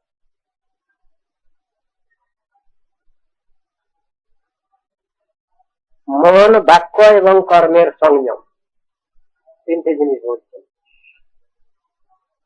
আলোচনার মধ্যে রয়েছে এটা, একজন ভক্ত, একজন সাধক সাধিকা, তারা কি করবেন? সবসময় তাদের শরীর, তাদের মন এবং তাদের আত্মা সবসময় ভগবত চিন্তা ধ্যান ধারণায় নিযুক্ত থাকবে। সেই জন্য তাদের তিনটে সংযম আছে, শারীরিক সংযম, মানসিক সংযম এবং আত্মিক সংযম, এই তিনটা। সেদিন আলোচনা হয়েছে এই নিয়ে খানিকটা। এক ব্যক্তি তিনি সন্ন্যাস গ্রহণ করছেন। সন্ন্যাস গ্রহণ করা মানে কি? কায়, মন এবং বাক্যকে দণ্ডিত করে তিনি সবসময় তাকে ভগবত সেবায় নিযুক্ত করছেন, এই প্রতিজ্ঞা যিনি নিয়েছেন তিনি হলেন সন্ন্যাসী। সন্ন্যাসী শব্দের, সন্ন্যাস শব্দের বাস্তব অর্থ এরূপ দিয়েছেন গীতা ভাগবত। যিনি সাধনা করবেন ভগবানের, তার ক্ষেত্রেই এটা প্রযুক্ত হবে। শারীরিক দণ্ড, মানসিক দণ্ড এবং আত্মিক দণ্ড, আমি এই তিনটে জিনিসই ভগবানের সেবায় নিযুক্ত করছি, এমন প্রতিজ্ঞা করতে হয়। আর বলছেন সম ও দম অভ্যাস করবে। সম কাকে বলে? অন্তরেন্দ্রিয় নিগ্রহ, তাকে বলে সম। আর দম কাকে বলে?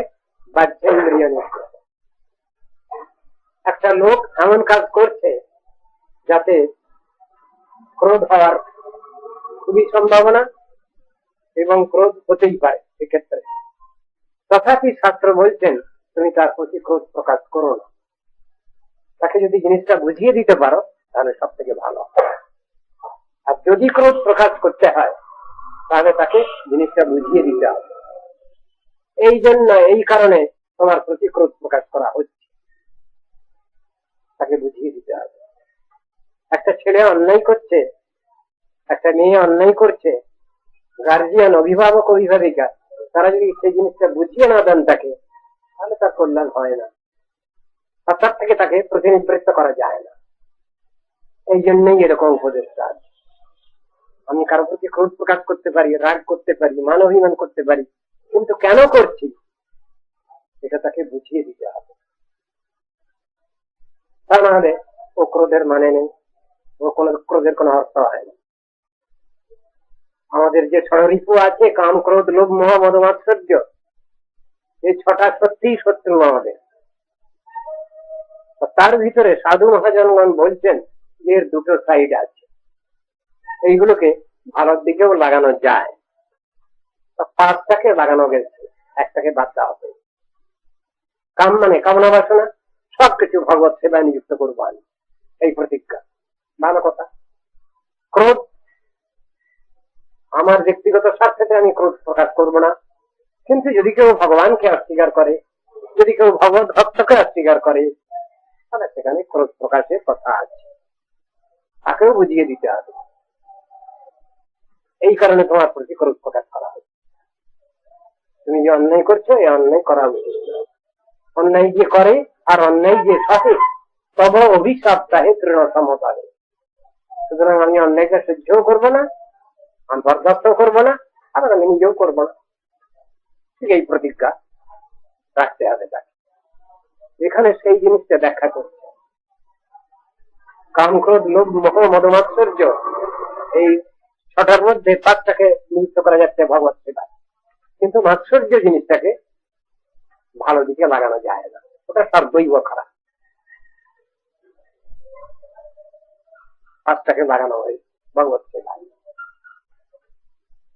যারা ভগবানের দিকে অগ্রসর হবেন, নীতি আদর্শ সংসারে মেনে চলবেন, শ্রেষ্ঠ নীতি যারা মানতে বসেছেন, অর্থাৎ ভগবানকে ভালোবাসতে বসেছেন, ভক্তকে ভালোবাসতে বসেছেন ভক্তি ভৃত্তির দ্বারা, তারা তো সব সময় নিজের কল্যাণ চিন্তা করেন, অপরেরও কল্যাণ চিন্তা করেন। এই দুটো জিনিসই পাশাপাশি আছে। ভক্ত এমন ভক্ত হবেন না যিনি অপরের কল্যাণ চিন্তা করেন না, নিজেরই কল্যাণ চিন্তা করেন, বা কেবল অপরেরই কল্যাণ চিন্তা করলেন, নিজের কোনো কল্যাণ চিন্তা করলেন না। এ কথা তো হতে পারে না। চ্যারিটি বিগিনস এট হোম কথাটা লেখা আছে। দান ধর্মটা আরম্ভ হয় ঘর থেকে। আমি যদি নিজের ঘরের লোককেই যদি শ্রদ্ধা ভক্তি করতে না পারলাম, স্নেহ মমতা দেখাতে না পারলাম, তাহলে আমি আমার পাড়ার লোককে কি করে ভালোবাসবো, আমার দেশের লোককে কি করে ভালোবাসবো, আমি পৃথিবীর লোককে কি করে ভালোবাসবো? বিচার যুক্তি এসেছে এখানে। সেই জন্য বলছেন চ্যারিটি বিগিনস এট হোম। দান ধর্ম আরম্ভ হবে, উদারতা, এটা প্রথম ঘর থেকেই আরম্ভ হয়, তারপরে সেটা বাইরে বিস্তৃত হবে। আমি ঘরকে ভালোবাসতে পারলাম না, আর ঘরকে ভালোবাসতে যাচ্ছি, ঘরে কারোর সঙ্গে আমার মিলমিশ নেই, কিন্তু আমি দেশের লোককে ভালোবাসতে যাচ্ছি, এই এক জাতীয় কপটতা। এটা ভাগবত এটা বুঝিয়ে দিচ্ছেন, ওটা করলে হবে না। যিনি নিজের কল্যাণ চান তিনি সকলেরই কল্যাণ চান, যিনি অপরের কল্যাণ চান তিনি নিজের কল্যাণও নিশ্চয়ই চান। বিচারটা হলো এই।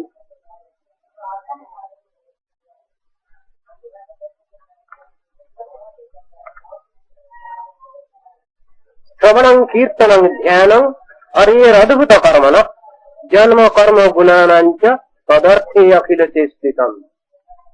খুব ভালো কথা। শ্রবণং কীর্তনং ধ্যানম,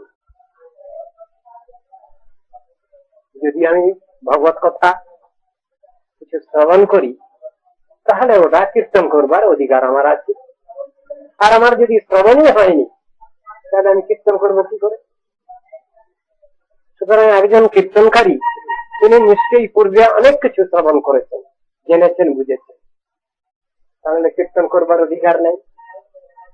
আবার একটা জায়গায় বলছেন কীর্তনে কার অধিকার, কীর্তনের অধিকারী কে? এই প্রশ্নের উত্তর শাস্ত্রে দিচ্ছেন যিনি অমানি মানত, তারই কীর্তন করবার অধিকার আছে। যার সুষ্ঠু শ্রবণ হয়েছে ভগবত তত্ত্ব, আত্মতত্ত্ব, যার সুষ্ঠুভাবে শ্রবণের অধিকার হয়েছে, তিনি বাস্তব ক্ষেত্রে কীর্তন করতে পারেন। কীর্তনের অধিকারী তিনি। আর যদি কারো শ্রবণ হয়নি, তাহলে তার কীর্তনেরও অধিকার নেই, এ কথাও বলছেন। যখন উদাহরণ আছে, বহু ভরি ভরি উদাহরণ আছে। সেদিন এই সম্বন্ধে একটু কথা বলতে গিয়ে সেদিন কথাটা এসেছিল, একজন খুব নাম করা সে খ্রিস্টের উদ্ধার হচ্ছে না। দুই ভাই, বড়দা আর ছোটদা। ছোটদা হচ্ছেন একবার নাম করা সাধু, আর বড়দা হচ্ছেন তিনি রাজা, দেশের রাজা। এমনই খারাপ তার ব্যবহার লোকের সঙ্গে, প্রজাদের সঙ্গে, পাড়া প্রতিবেশীর সঙ্গে।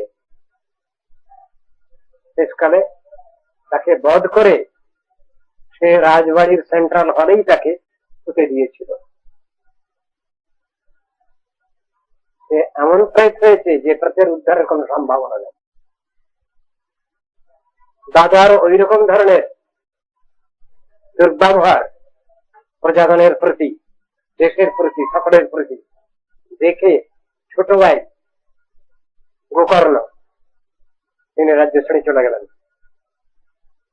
তীর্থ ভ্রমণে বেরিয়ে গেলেন। দাদার নাম হলো ধন্দুকারী।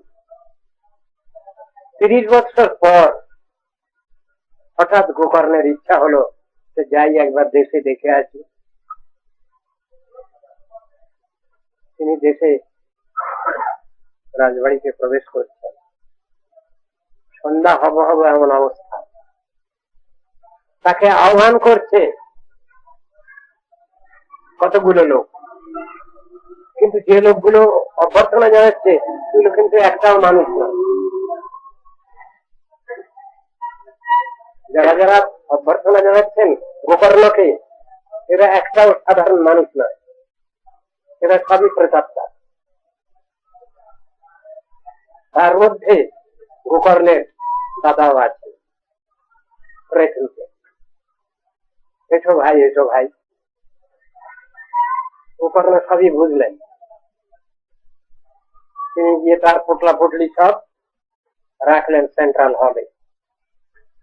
এখানে রেখে সামনেই ছিল পুষ্করিণী, সেইখানে তিনি স্নান করলেন। তারপরে সন্ধ্যাহান্নিক করতে বসেছেন। সন্ধ্যাহান্নিক শেষ হলো, তিনি নাম জপ করছেন। এমন সময় তার দাদা এসে হাজির। এসে খুব কান্নাকাটি, ভাই আমাকে রক্ষা কর, বাঁচা আমাকে, আমি তো বড় কষ্ট পাচ্ছি। তুই অনেক আমাকে বলেছিলি, আমি তো তোর কোনো কথা শুনিনি। যেমন কর্ম তেমনি ফল, আমার এই অবস্থা, বড় কষ্ট এই জীবনে, এই প্রেত জন্মে। তুই ভাই আমাকে বাঁচা। খুব মনে মনে কষ্ট হতে লাগলো, আমার দাদারা এই অবস্থা হয়েছে। তিনি ছিলেন সূর্যদেবের শিষ্য, বিভৎসনের শিষ্য ছিলেন এই গোকর্ণ।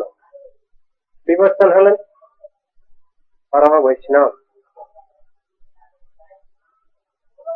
বলছেন, গুরুদেব আপনার দাদার তো এই দুরবস্থা হয়েছে, বড় কান্নাকাটি করতে এসে আমার কাছে, তা আপনি আমাকে চরণে স্থান দিয়েছেন, আমার দাদার একটা উপায় কিছু করবেন না? সূর্যদেব বলছেন, তিনি যে জাতীয় অন্যায় করেছে, পাতক, অতিপাতক, মহাপাতক সবকিছু অনুষ্ঠান করেছে এই প্রেত। অন্য কোনোভাবে প্রেতের উদ্ধারের সম্ভাবনা নেই। একটা পথ খোলা আছে, কি একে যদি তুমি ভাগবত শোনাতে পারো তাহলে এর কল্যাণ হবে, এছাড়া এর উদ্ধারের কোন উপায় নেই। তখন গোকর্ণ জিজ্ঞাসা করলেন, আমি কিভাবে কি করব? সূর্যদেব ওকে সব বলে দিলেন। দেশের সমস্ত লোককে নিমন্ত্রণ করতে হবে, যারা বৈষ্ণব ভক্ত মুনি ঋষি যারা আছেন তাদের সব নিমন্ত্রণ করতে হবে। নিমন্ত্রণের চিঠিটা কিরকম লেখা হবে তাই লিখিয়ে দিলেন। সূর্যদেব নিমন্ত্রণের চিঠি ডিকটেশনটাও দিয়ে দিলেন, এইভাবে নিমন্ত্রণ করতে হবে সবাইকে। দিনক্ষণ স্থির করে ভাগবত পারায়ণ করো। শুনেছি তো ভূতের কাছে রাম নাম চলে না, চলে। তাহলে আমার এই যে দাদা এই যে এ হয়ে আছে, মহাপ্রেত হয়ে আছে, একে কি করে বসাবো ভাগবত পাঠের সামনে, ভাগবতের আসরে? সে উপায়ও বলে দিলেন সূর্যদেব। বললেন মঙ্গলবার শনিবারে বাঁশঝাড় থেকে একটা বাঁশ কাটবে, 12টা গাঁট থাকবে সেই বাঁশে, সেই বাঁশটা সবার মাঝখানে পুঁতে দেবে, সেই বাঁশকে আশ্রয় করে থাকবে ওই পায়ে, আর তুমি ভাগবত পারায়ণ করতে থাকবে। তারপর কি হবে আবার জিজ্ঞেস করছেন। দ্বাদশ স্কন্ধ ভাগবত সমস্তটা পারায়ণ করতে হবে, আর এক একটা স্কন্ধ পারায়ণ যখন শেষ হয়ে যাবে তখন একটা একটা বাঁশের গীত ফেটে যাবে, এতটা পরিমাণ শুকনো হয়ে যাবে। দ্বাদশ স্কন্ধ যখন পারায়ণ শেষ হবে তখন এর প্রতত্ব ঘুরবে, তখন বৈকুণ্ঠে ডাক পড়বে। এ পর্যন্ত বলে দিলেন গুরুদেব সূর্যদেব। চলে গেলেন, সেই অনুসারে সমস্ত ব্যবস্থা করলেন ভাই গোকর্ণ। নির্দিষ্ট দিনে আসর করে সকলকে নিয়ে তিনি ভাগবত পারায়ণ করছিলেন। সপ্তাহ 7 দিন ধরে ওই ভাগবত পারায়ণ হবে। 7 দিনের ভিতরে সমস্ত গোটা ভাগবত পারায়ণ শেষ করতে হবে।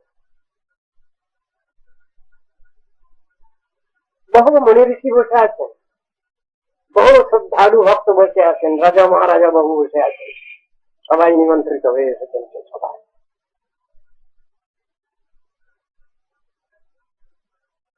যখন শেষ হয়েছে ভাগবত পারায়ণ, সমস্ত সেই বাঁশটা কাঁচা বাঁশ, সেটা শুকিয়ে চৌচির হয়ে গেল। তার থেকে দিব্যমূর্তি ধারী সেই রাজবেশ ধন্ধকারী এসে সামনে ভাগবতের সামনে সৎসঙ্গে প্রণাম করে। সঙ্গে সঙ্গে আকাশ মার্গে শব্দ হচ্ছে, বিমান আসছে। বিমান এলো, কিছুক্ষণ পরে বিমান থেকে নেমে এসেছেন ঠিক নারায়ণের মতো শঙ্কর চক্রবর্তী আবদ্ধধারী দুজনে। তারাও এসে ভাগবতের সামনে প্রণাম করলেন, এসে বলছেন প্রভু একে নিয়ে যাওয়ার জন্য পাঠিয়েছেন। এই প্রেতকে, যিনি প্রেত হয়েছিলেন তারই উদ্ধার হচ্ছে। তখন গোকর্ণ বললেন নিয়ে যান। আমার ডাক পড়েনি, যিনি পাঠক পাঠ করছিলেন আমার ডাক পড়েনি। বলে আপনার যখন ইচ্ছা আপনি চলে যাবেন প্রভুর কাছে।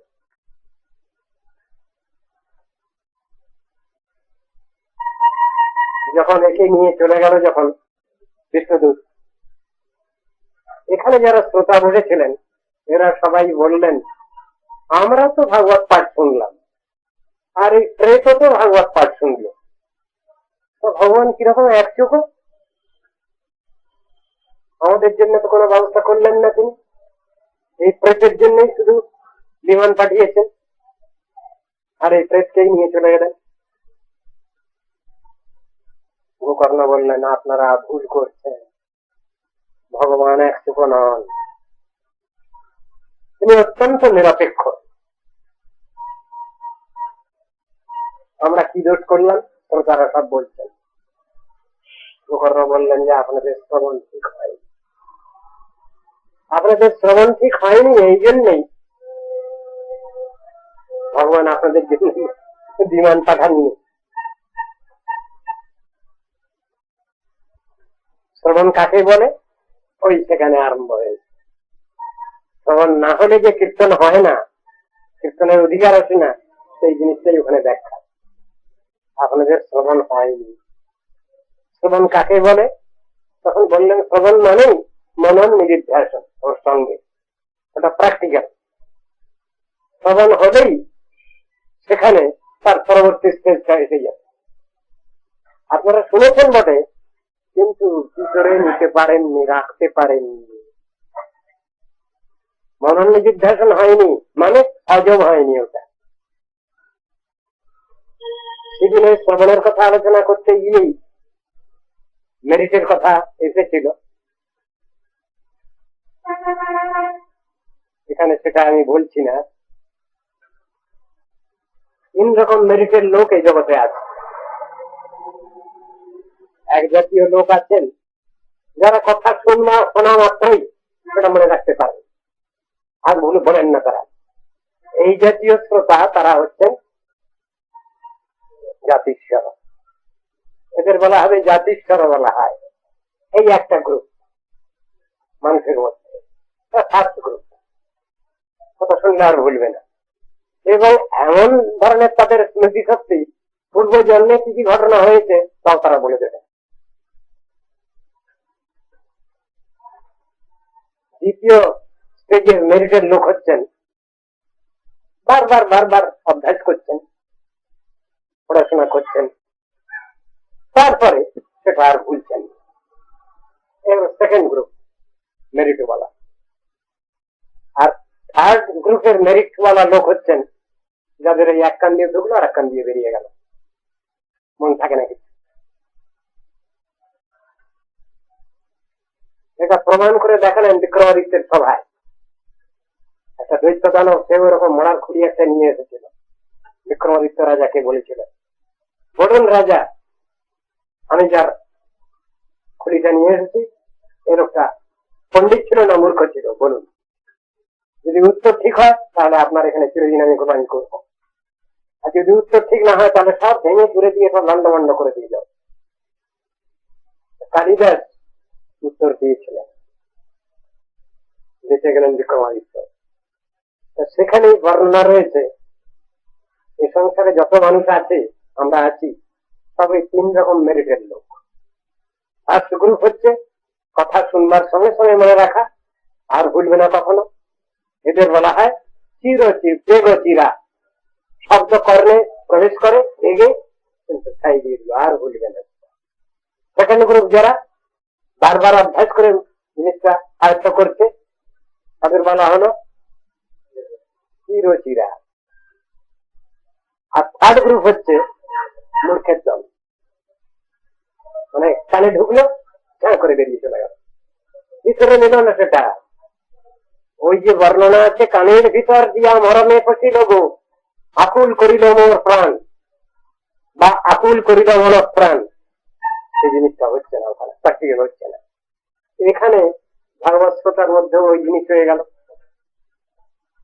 শুধু একজনের জন্য ভগবান বিমান পাঠিয়েছেন, আর শ্রোতা যারা বসেছিলেন তারা সব গোকর্ণকে জিজ্ঞাসা করলেন, আমরাও তো শুনেছি, কিন্তু আমাদের জন্য তো কোনো ব্যবস্থা হলো না ভগবানের। উনি বললেন আপনাদের মনন নিদিধ্যাসন হয়নি, সুতরাং বাস্তব শ্রবণ আপনাদের হয়নি, এই কথা বললেন। কান্নাকাটি, আপনাদের কান্নাকাটির দরকার নেই, আমি আপনাদের জন্য ফের আবার আমি কষ্ট স্বীকার করবো। কিন্তু আপনারা বলুন, ভগবানের ডাক পড়েছে, ভগবান নিয়ে গেছে। আপনাদের যদি ডাক পড়ে আপনারা সব যাওয়ার জন্য প্রস্তুত আছেন তো?